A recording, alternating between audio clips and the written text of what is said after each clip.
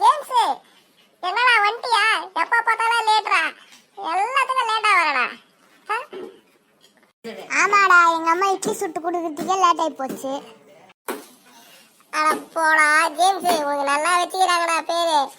இங்க வந்தீங்கன்னா இங்கேயே எல்லாம் இட்லி தோசைல இருந்து எல்லாமே கொடுக்குறாங்கடா. உனக்கு தெரியுமா, எங்க சர்ச்சில் எல்லாம் சர்வீஸ் முடிச்சோன்னே எல்லாம் தராங்கடா. நீ இட்லி சாப்பிட்டு லேட்டா வரடா. போடா ஜேம்ஸ். என்னடா அண்ணன் இன்னும் வரல? ஆமா ஆமா, அண்ணன் வந்தா மட்டும் என்ன பண்ண போறாரு? போன வாரம் சொன்ன கதையை தான் திருப்பி மறுபடியும் தொடர்ந்து பண்ண கதை சொல்ல போறாரு.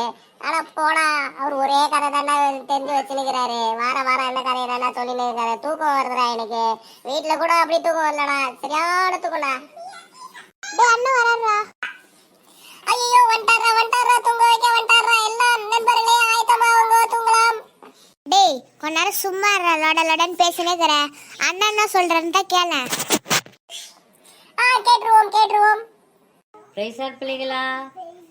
நீ சர்ச்சில் பாஸ்டர் மெசேஜ் கொடுத்தாரு, அது புரிஞ்சுதா உங்களுக்கு?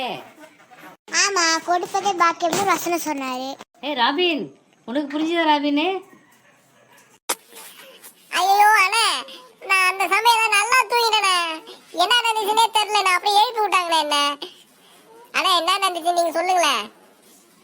ராபின், இப்படி பண்ணுவேன்னு எனக்கு தெரியும். பாஸ்டர் என்ன சொன்னாருன்னா, வாங்குவதை பார்க்கலாம் கொடுப்பதே பாக்கியம். நம்ம மற்றவங்க இடத்துல எதிர்பார்க்கறத விட நம்மளால முடிஞ்சது மற்றவங்களுக்கு கொடுக்கும்போது கர்த்தர் நம்மளை ஆசீர்வதிப்பார். இதுதான செய்தி. இங்க வந்து சர்ச்சில் தூங்கின்னு இருக்க நீ. ஐயோ அப்படியாண்ணே? சரிண்ணே, மன்னிச்சிருங்கண்ணே. இனிமே ஒழுங்கா கேட்கறேனே, தூங்க மாட்டேனே. இல்லைங்களா, நாளைக்கு வரும்போது எல்லாம் ஒரு கையில் ஒரு கிஃப்ட் எடுத்துகிட்டு வரணும். நமக்குள்ளேயே ஷேர் பண்ணிக்கலாம்.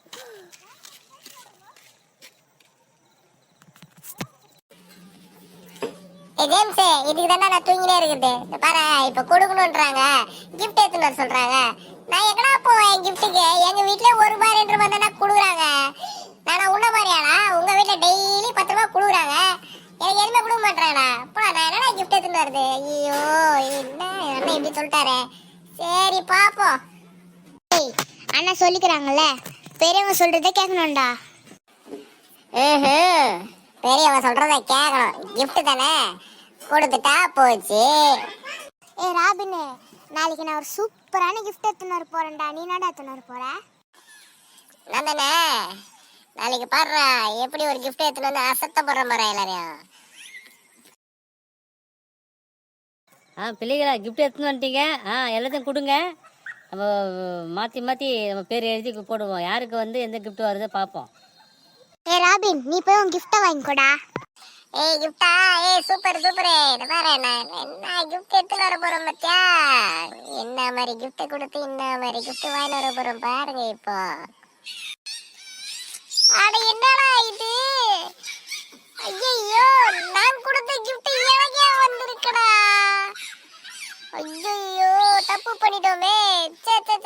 இப்படி வந்திருக்கோம் தெரிஞ்சிருந்தா சூப்பரான கிஃப்ட் அப்பா அம்மா கிட்ட காசு வாங்கி கேட்டு வாங்கி கொடுத்துருக்கலாமேடா. ஜேம்ஸ், என்னடா இப்படி ஆயிடுச்சு? இந்த பாருடா என் கிஃப்ட். உனக்குலாம் சூப்பரா வந்திருக்கடா. பாவி, எனக்கு கிஃப்ட் பாருடா. நான் கொடுத்த கிஃப்ட் திரும்ப எனக்கே வந்திருக்கடா. நீ நல்லது கொடுத்துருந்தானா நல்லது கிடைச்சிருக்கோம். அண்ணா எனக்கு சொல்லி கொடுத்தாருல, எதை விதிக்கிறியோ அதை தான் இருப்பேன்னு. அத்தாண்டா உன் கிஃப்ட் உனக்கு வந்துச்சு. நல்லது கொடுத்துருந்தானா நல்லது வந்திருக்கோம். ஒஞ்சி பொண்ணு கொடுத்தா ஒஞ்சி பொண்ணு தான் வரும்.